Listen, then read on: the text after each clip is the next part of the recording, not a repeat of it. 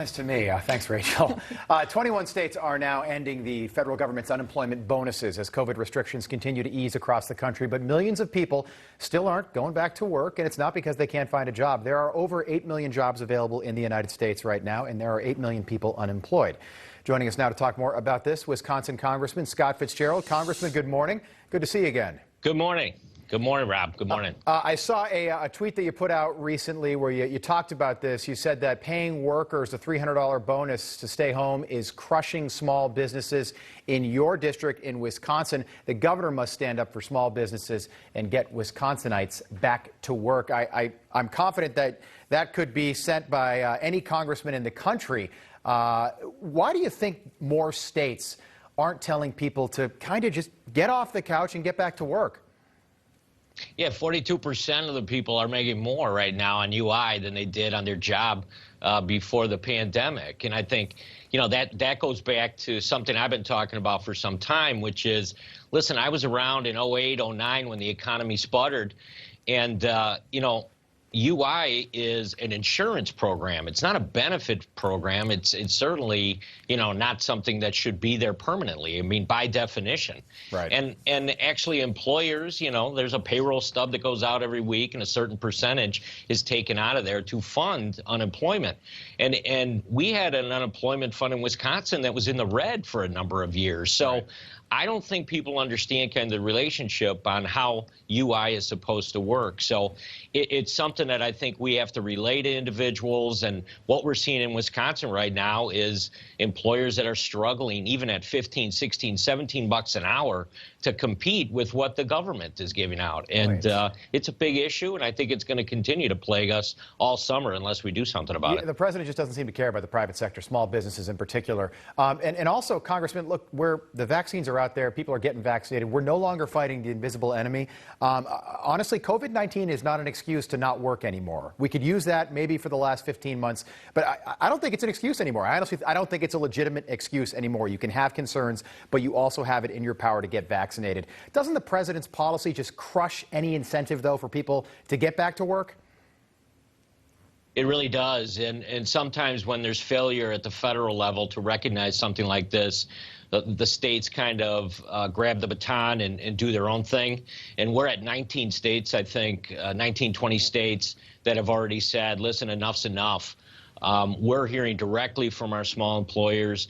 We're hearing directly from some of the larger employers that anticipated that they would be able to bring those employees back almost immediately once the pandemic ended, and they're frustrated as well. So the states are taking action. That typically is what happens, and quite honestly, I think Congress failed. It was identified that this was going to be an issue many years ago. Right. There had been talk about unemployment funds being in the red, like I said, but a lot of that stuff wasn't addressed. But it's being addressed now by the governors of this nation. I looked at the numbers this morning. We're in a very unique predicament as a country. This is not the case with the Great Recession from 12 years ago or the Great Depression way back when. We've got almost an equal amount of jobs available as there are people unemployed right now, which is really unusual. Yeah, that last set of jobs numbers that were rolled out, we look back on it now after a couple of weeks, and it's shocking, I think. No one anticipated this. There was so much talk about the economy continuing to explode. But if there's anything that's going to be an anchor on that entire number, it's going to be that people are just not willing to go back to work, and that's what we're seeing. And I think what you're going to see in the next couple of months is what people have been talking about. There's this certain group of people out there that are going to say, you know what, there are jobs out there. I'm going to take the summer months off. Yeah. I still got enough cash in my pocket, and once we get to September, October, yeah, maybe I'll think about going back. I know that's happening, right? And it's unfortunate. That has to change. Well, especially in a state like Wisconsin, where it's kind of rough in the wintertime, northern state, but the summer up in Wisconsin is beautiful. So, I mean, I don't blame people if they can live off the dole and Uncle Sam will pay you to sit home and hang out. You can't blame these people.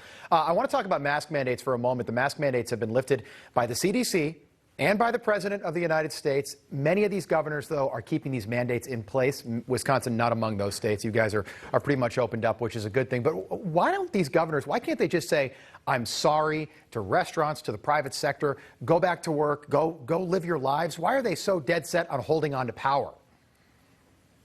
Oh, I think, I know what the particular reason is in Wisconsin.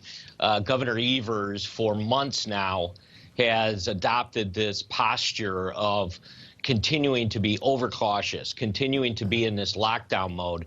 And they're just having a hard time coming out of it. They can't make the adjustment now to say, listen, we are in a position where now we are following the science, and the science is saying get rid of the masks. Enough's enough. Get the kids back in school.